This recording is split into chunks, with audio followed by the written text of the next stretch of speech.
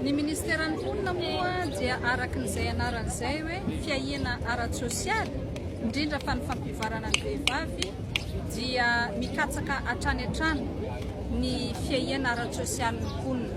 Ny tanjona ny ministeran'ny mponina dia tsy te hahita mponina malagasy trapasairanana, tsy te hahita mponina malagasy tsy mananasa.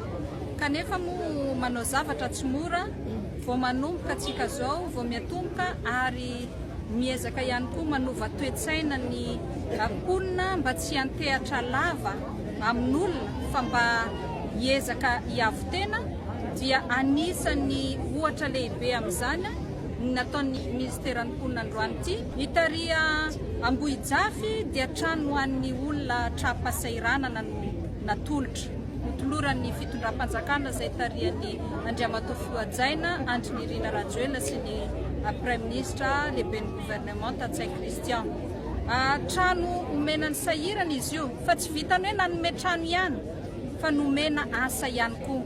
Zany hoe manomboka amin'ny andro androany zany dia tokony tsy andeha angataka intsony ireny olona ireny, satria nanaovantsika bassin izy ao, nomena fitaovana koveta sy ny sisa ary ny savony ihany koa mba hahafahany zareo miasa.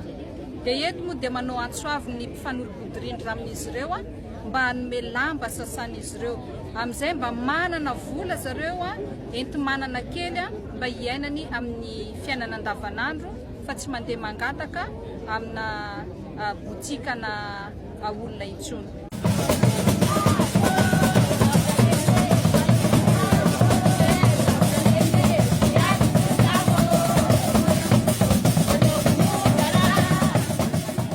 Dia ohatran'izany ihany koa ity centre de promotion socio-économique ity, ny zanaka malagasy zany dia mendrika ampina amin'izay fahaizana, izay talenta efa ananany voajanahary izay, fa ampina resaka formation mba hahafahan'izy ireo zany hoe io zany tsy mifidy diplôme, kanefa manana talenta mahay manjaitra dia afaka ampina bebe kokoa izay fahaiza manao an'izay mba ho lasa lavidavitra kokoa.